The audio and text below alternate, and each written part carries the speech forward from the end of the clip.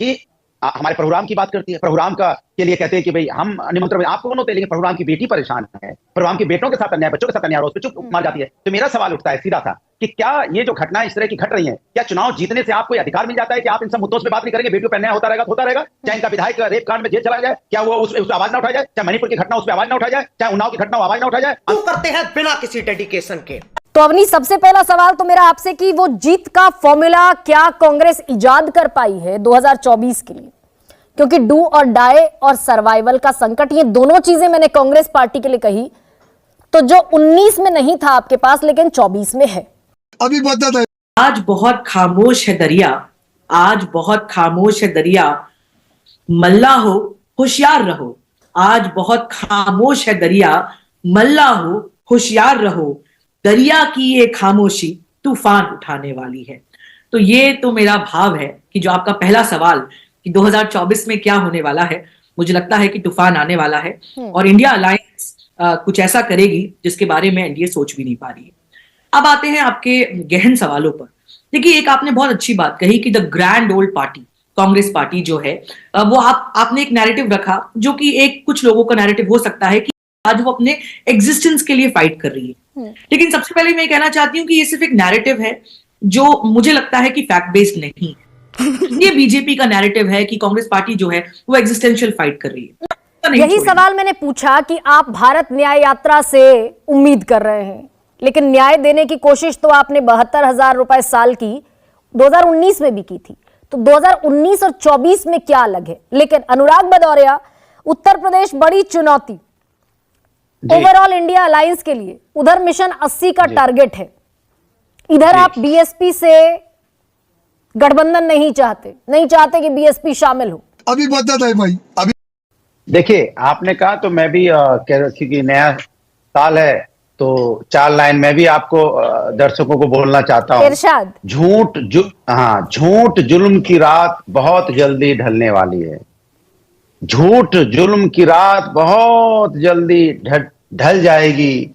अब तो आगे चूल्हों में हर एक रोज जलेगी आग। अब तो भूख के मारे कोई बच्चा नहीं रोएगा, चैन की नींद हर व्यक्ति सोएगा। आंधी नफरत की नहीं चलेगी अब की बरस, उन्नति प्यार की फसल जमीन उगाएगी अब की बरस। 2024 में जनता नई सरकार बनाएगी अब की बरस। तो भारतीय जनता पार्टी के जो कहते हैं ना झूठ जुमला अत्याचार, ये देखिए कमाल की बात है। बात करेंगे इनसे अगर पूछ लिया जाए तो बताइए कि बनारस के आईआईटी बीएचयू की जो घटना है ये कितनी शर्मसार करने वाली है। क्या बेटी प्रभुराम की नहीं थी वो? क्या हिंदुस्तान की बेटी नहीं थी? क्या भारतीय जनता पार्टी का कहा जाता है आईआईटी सेल या आईटी सेल के लोग क्या अब ये महिलाओं के साथ अन्याय करते हैं और 60 दिन तक घूमते रहे, प्रचार भी मध्य प्रदेश में करते रहे और बुलडोजर भी नहीं पहुंचा?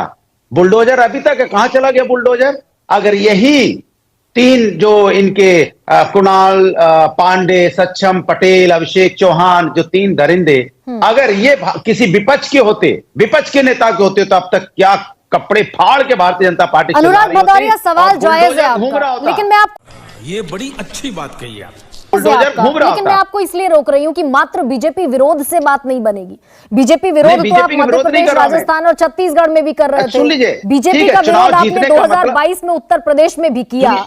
इसीलिए स्ट्रैटेजी पर सवाल पूछ रही हूँ, सीधा प्रिसाइज स्ट्रैटेजी। उधर मिशन 80 है, लेकिन आप जो गठबंधन में अभी 3 सवाल सुनिए अनुराग भदौरिया, एक सेकंड सवाल सुनिए। आरएलडी, कांग्रेस और आप समाजवादी पार्टी अभी गठबंधन का हिस्सा है। क्या ये 3 दल मिलकर इस मिशन 80 का मुकाबला कर पाने की स्थिति में है? लफाजी से थोड़ा सा आगे, प्रैक्टिकल ग्राउंड पर पूछ रही हूं। नहीं, प्रैक्टिकल बता रहा हूं। इसीलिए मैंने कहा ना कि जनता निजात क्यों चाहती है, क्योंकि भारतीय जनता पार्टी एक तरफ बात करती है कि हमारे प्रोग्राम की बात करती है, प्रोग्राम का के लिए कहते हैं कि भाई हम निमंत्रण आपको कौन होते हैं, लेकिन प्रोग्राम की बेटी परेशान है, प्रोग्राम के बेटों के साथ अन्याय, बच्चों के साथ अन्याय, और उस पर चुप मार जाती है। तो मेरा सवाल उठता है सीधा सा कि क्या ये जो घटनाएं इस तरह की घट रही हैं, क्या चुनाव जीतने से आपको ये अधिकार मिल जाता है कि आप इन सब मुद्दों पे बात नहीं करेंगे, बेटियों पर अन्याय होता रहेगा तो होता रहेगा? चाहे इनका विधायक रेप कांड में जेल चला जाए, क्या वो उस पर आवाज ना उठाई जाए? चाहे मणिपुर की घटना उस पर आवाज ना उठाई जाए, चाहे उन्नाव की घटना हो आवाज ना उठाई जाए, अंकिता हत्याकांड हो उस पर आवाज ना उठाई जाए? अनुराग भदौरिया फिर से पूछ रही है दोबारा, आवाज नहीं उठेगी? चुनाव उन्नाव की घटना पर एक सेकंड अनुराग भदौरिया, जली ना, तेरी भी जली ना। थोड़ा सा समस्याओं का समाधान हो गया, एकदम ठीक है। सुन लीजिए, विपक्ष है, आवाज उठाई। मैंने कहा कि 2022 का चुनाव अभी आपने उत्तर प्रदेश में लड़ा, आपने उन्नाव की घटना भी उठाई, आपने हाथरस की घटना भी उठाई। मैं सीधे उस प्रिसाइज स्ट्रैटेजी का जिक्र कर रही हूं जो रणनीति आप अपना कर रोक सकते हैं 2024 में बीजेपी को। देखिए सीधी सी बात है, बीएसपी का शामिल होना तो गठबंधन को मजबूती देता है उत्तर प्रदेश में। देखिए हम जनता के साथ हैं, ये गठबंधन जनता का है। जनता अपने न्याय के लिए लड़ रही है, जनता अन्याय के खिलाफ है। भारतीय जनता पार्टी जिस तरह का अन्याय कर रही है, देश की जनता देख रही है कि जब महिलाओं के साथ भारतीय जनता पार्टी के नेताओं का नाम जुड़ता है तो बुलडोजर फेल हो जाता है। तब बुलडोजर उनके घर पे नहीं पहुंचता, तब बुलडोजर की कार्रवाई नहीं होती। लेकिन विपक्ष का कोई नेता अगर न्याय की आवाज उठाता है, अगर वो निर्दोष भी होता है तो बुलडोजर पहुंच जाता है। तो क्या उत्तर प्रदेश की जनता ये नहीं देख रही है? क्या उत्तर प्रदेश की जनता नहीं देख रही है? लेकिन अनुराग भदौरिया, स्ट्रैटेजी तो प्लान करनी पड़ेगी ना भाई। Micro management, BJP micro management से चल रही है। आपका माइक्रो मैनेजमेंट, आपका मैक्रो मैनेजमेंट भी समझ में नहीं आ रहा है, तो इस पर तो प्रश्न उठेगा। एक सेकंड, अभिषेक झा, तो बड़ा सवाल आपके लिए बनता है कि पिछली बार बीएसपी, एसपी और आरएलडी लड़े, 10 सीटें कम हो गई आपकी, 72 से घटकर 62 सीटें रह गई। तो इस बार तो पूरा अलायंस जो है वो महाराष्ट्र में चुनौती देगा, बंगाल में चुनौती देगा, बिहार में चुनौती देगा।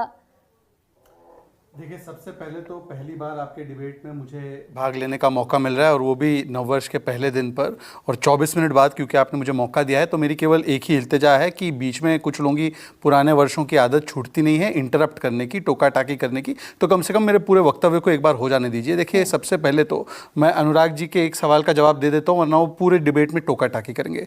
इतना खुशी महसूस होता है मुझे नववर्ष में कि जिन लोगों के नेता ने कहा था राम भक्तों पर गोलियाँ चलाई थी हमने, और भी चला देते, आज वो राम के बच्चों की बात कर रहे हैं। कितना अच्छा लगता है कि अबू आजमी आजम खान की पार्टी, गायत्री प्रजापति की पार्टी, महिलाओं के विषय में आज चिंता जताती है। मैं तो कहता हूं कि हमने तो उन दोनों कार्यकर्ताओं को लात मारकर निकाल भी दिया, उनको गिरफ्तार भी किया। आप बताइए, गायत्री प्रजापति की बीवी को टिकट किसने दिया है? जब आईटी सेल कांग्रेस पार्टी के चिराग ने अपनी ही महिला कार्यकर्ता के साथ बदतमीजी की तो उसको बचाने का काम किसने किया? और नीना साहनी के केस का पार्टी कौन सा है? तंदूर कांड वाली पार्टी कौन सी है? और बेलगावी में जो कर्नाटका में जो किस्सा हुआ जिस पे कर्नाटका हाईकोर्ट ने बोला, उस पर क्या किया? और राजस्थान नंबर 1 हो गया था महिला उत्पीड़न में, शांति धारीवाल, जिसने कहा मर्दों का प्रदेश है, बलात्कार होता रहेगा, उसको टिकट दे दिया। तो मुझे लगता है कम से कम आज इतने गंभीर विषय को इस विषय में मिलाकर, मुझे लगता है इस विषय की गंभीरता को कम नहीं करना चाहिए। नहीं, ऐसे में जो भी लोग ऐसा दावा करते हैं कि भाई आपकी पार्टी सात्विक है, दूसरी पार्टी पापी है, वो एडीआर के रिपोर्ट पढ़ ले और ये तय कर ले कि संसद में किस पार्टी के कितने दागी मैं बिल्कुल इस पे, कितने दागी सांसद। बिल्कुल, अब तो आगे बढ़ते हैं, विषय पर आ जाइए। आज विषय पे आते हैं। देखिए, क्योंकि सभी लोगों ने शायरी, शेरो शायरी सुनाई है, तो मैं भी सुना दूं इरशाद कि अवनी जी और मेरे भाई अभिषेक जी ताउम्र यही गलती करते रहे, धूल चेहरे पर थे और ये आईना साफ करते रहे। अब बताइए, हम लोगों का बड़ा क्लियर कट है।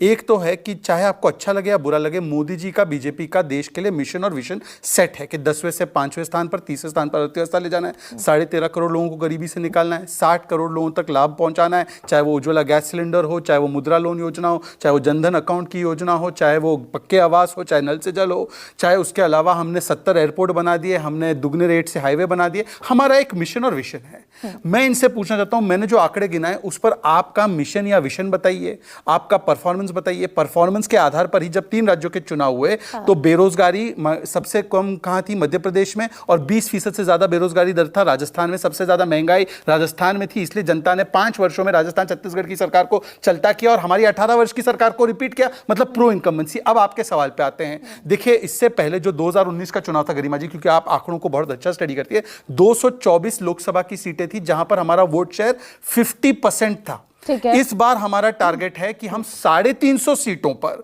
मोदी की जो गारंटी है, जिसपे अभी एक निर्णय आया है, उसको ले जाते हुए 350 सीट पर अगर हम 50% वोट के लिए प्रयास करेंगे तो ये सारे लोग एक भी आ जाए तो उसके कोई फायदे नहीं होंगे। नहीं, यूपी से शुरुआत कर लेती हूं शहजाद। हाँ, यूपी से शुरुआत करते हैं। मुझे ये बताइए, मैं आपको इसी में एक जोड़ देता हूं, जल्दी, बहुत जल्दी। देखिए, इन्होंने कहा कि हम इंडी अलायंस बनाएंगे, अच्छी बात है। वैसे तो हमारा मिशन और विशन है, इनका तो पूरा कंफ्यूजन है। आज आपने सुना है क्या बयान निकल कर आया है तृणमूल कांग्रेस का? कुणाल घोष कहते हैं ये दलाल है कांग्रेस पार्टी। मैं उस पर आ रहा हूं, मैं आपको समझाता हूं। नहीं, सियासी बयानबाजी नहीं, उस पर मैं आ रहा हूं। एक 10 सेकंड दे दीजिए। अब 10 सेकंड, पहली बार आया हूं तो थोड़ा सा आप मुझे कंसेशन दे दीजिए, ये मानकर कि पहला आपके साथ शो है। केवल 10-15 सेकंड में आपकी बात का जवाब आएगा। इसके अलावा आप देखिए, आम आदमी पार्टी बनाम कांग्रेस पंजाब दिल्ली में, नीचे आप आ जाइए तो आपको देखा महाराष्ट्र में उद्धव सेना और कांग्रेस पार्टी दोनों संजय संवाद कैसे कर रहे हैं। उससे नीचे केरल में कांग्रेस पार्टी जो है लेफ्ट पार्टी को गालियां दे रही, वो कह रहे वायनाड से लड़ना है। मैं इसलिए कह रहा हूं इंडी गठबंधन की आवश्यकता का है। मैडम, इंडी गठबंधन की आवश्यकता पहले से तमिलनाडु में था, वहां पर तो पहले से ही उनका अलायंस बना हुआ है, कोई नया ऐड नहीं होगा। आंध्रा में बन नहीं रहा, तेलंगाना में बन नहीं रहा, उसके अलावा केरल में हो नहीं रहा, उत्तर प्रदेश में हो नहीं रहा, मध्य प्रदेश में जरूरत नहीं 1-on-1 फाइट है, राजस्थान में जरूरत नहीं 1-on-1 फाइट है, पंजाब में जहां चाहिए वहां हो नहीं रहा, दिल्ली में जहां चाहिए वहां हो नहीं रहा, बंगाल में जहां चाहिए वहां हो नहीं रहा। इसीलिए मैं कह रहा हूं कि एक तरफ मेरे सवाल पर आ जाइए, ठीक है, जो आप समझे पर मेरा पॉइंट, ठीक है, जहां आवश्यकता है वहां तो बन नहीं रहा। की आप बात कर रहे हैं तो मैं महाराष्ट्र में फिर छगन भुजबल को मुझे कोट करना पड़ेगा कि वो अजीत पवार को या फिर एकनाथ शिंदे को क्या कह रहे हैं, लेकिन हम क्योंकि नहीं, आप कोट कीजिए, आप कोट कीजिए, एक सेकंड आप कोट कीजिए। मसला नहीं है ना, मैं आपको बताता हूं फर्क क्या है। एक सेकंड शहजाद, मैं तो ये समझना चाहती हूं कि भाई जो सीट शेयरिंग है या जो विजन की बात आप करते हैं या जिस चुनौती की बात आप करते हैं उस पर आइए और उत्तर प्रदेश से शुरुआत कीजिए। मैं कह रही हूं कि 2019 में आरएलडी कांग्रेस नहीं थी, आरएलडी बीएसपी और एसपी मिलकर लड़े, 3 पार्टियां। आप 72 से 62 पर आ गए। इस बार तो चुनौती फिर 28 दलों के गठबंधन की आपके सामने। हाँ, ये मेरा सवाल है। मैं आपके उत्तर प्रदेश को ही लेते हुए सवाल को एड्रेस करता हूं। मैडम, मुझे ये बताइए कि बसपा इस बार तो है नहीं, अखिलेश जी और समाजवादी पार्टी ने क्लियर कट कहा है बसपा को लेना नहीं है। अब बचे कांग्रेस, सपा और आरएलडी, वो भी कितनी सीट शेयरिंग करते हैं। परंतु मेरा उनसे एक सवाल है कि कांग्रेस और एसपी का कॉम्बिनेशन तो पहले भी था, उस समय पर क्या हुआ उनके विधानसभा में? हाँ, विधानसभा में ही था, कोई समस्या नहीं। विधानसभा में जितना हमें वोट मिलता है मोदी जी का नाम जुड़ने की वजह से उसमें तो एडिशन ही होता है। विधानसभा के बाद लोकसभा में तो +5 +10 ही होता है। तो मैं इनसे पूछना चाहता हूं कि ये सारे दल मिल भी जाए और मान लीजिए कि बसपा बाहर है, अब पता नहीं वो साथ में लेंगे नहीं लेंगे, तो वहां पर किस प्रकार से डेंट करने वाले हैं जहां पर मैक्सिमम सीटों पे हमारे 50% से ज्यादा वोट आने वाले हैं। दूसरी बात मैं इनसे पूछना चाहता हूं कि देखिए, ये जो हम कहते हैं ना कि 1 + 1 = 2, ये एरिथमेटिक से चुनाव नहीं चलते, चुनाव केमिस्ट्री से चलते। मान लीजिए कि सपा और बसपा साथ भी आ गए थे, तो वो क्यों तब्दील नहीं हुआ वोट शेयर में? क्योंकि नीचे के कार्यकर्ता नहीं मिलते। फोटो में हाथ मिलाने से कार्यकर्ता, आपकी 10 तो घटी ना, 72 से 62 पर आ गए आप। अच्छा, देश के सबसे बड़े सूबे में। अच्छा, उसके बाद जो तुरंत जो लोकसभा के मैं बात कर रहा हूं, क्योंकि ये घोसी के विधानसभा के बायपोल की बात करेंगे, दो लोकसभा, मैं लोकसभा की बात कर रहा हूं, तो लोकसभा टू लोकसभा कंपैरिजन करते हैं। लोकसभा के बायपोल हुए जहां पर कभी भी भारतीय जनता पार्टी ने चुनाव नहीं जीते थे, रामपुर और आजमगढ़, वहां पर दोनों जगह कहां जीते? लेकिन घोसी में आप जीता हुआ चुनाव हार गए, जीता हुआ कैंडिडेट देखिए, फिर से आप विधानसभा पे आ गए। अब हम लोकसभा पे स्टिक करें या हम विधानसभा भी हम जीते हैं। विधानसभा तो बिहार में भी हम 2 जीते हैं, इसमें तो कोई समस्या नहीं है। तो मैं इसलिए कह रहा हूं कि आज सवाल सिर्फ इतना है, हम तो फिर भी कह रहे हैं कि आप सारे लोग एक साथ भी आ जाइए, हमारे पास देश के लिए मिशन और विजन है। आप क्या कर रहे हो? 4 मीटिंग हो गई, गरिमा जी, 10-15 सेकंड, लास्ट 10-15 सेकंड, इनकी 4 मीटिंग हो गई है। 4 मीटिंग में ना लोगो तय, ना लोगों के लिए क्या करना है तय, ना नीति तय, ना नेतृत्व तय। एक दूसरे के नेतृत्व को भी खारिज करते हैं और एक दूसरे की पार्टियों को भी खारिज करते हैं। और एक लास्ट बात है, संविधान बचाओ का एजेंडा है। भाई, आप बंगाल में कहते हैं तृणमूल कांग्रेस संविधान को मार रहा है, उसके साथ संविधान बचाओ। केरल में कहते हैं लेफ्ट संविधान को खत्म कर रहे हैं, उसके साथ संविधान बचाओ। अभी भगवंत मान का स्टेटमेंट आया, एक थी कांग्रेस। हाँ, ठीक है, भगवंत मान तो मुझे लगता है उस पर भी सवाल पूछती अगर आम आदमी पार्टी का रिप्रेजेंटेटिव होता, लेकिन गठबंधन में ये दिक्कतें चलती हैं शहजाद। आप जिस चीज को अंडरलाइन कर रहे हैं, उस गठबंधन में छगन भुजबल कह रहे हैं कि भाई हम सरकार छोड़ देंगे अगर आपने मराठा समुदाय को ओबीसी का टिकट दिया। इधर जीतन राम मांझी कह रहे हैं कि वो भी जमुई से टिकट लड़ेंगे। इधर चिराग पासवान का और पशुपतिनाथ पारस का झगड़ा है। एक ही वाक्य दे दीजिए। एनडीए में भी ऐसा नहीं है कि सब कुछ सीमेंटेड है। एक ही वाक्य दे दीजिए। इधर अनुप्रिया पटेल एक ही वाक्य दे दीजिए, जनगणना होनी गरिमा जी, चाहिए। एक ही वाक्य दे दीजिए इसी विषय पे। देखिए, मैं आपकी बात स्वीकारता हूं कि जब अलग अलग दल होते हैं निश्चित रूप से वो अपने अपने भावनाओं को प्रकट करते हैं, परंतु उसका तरीका भी, एक पार्टी दूसरी पार्टी को दलाल, एक पार्टी दूसरी पार्टी को कावर्ड साइकोपैथ। एक गठबंधन का साथी कह रहा है एक थी कांग्रेस।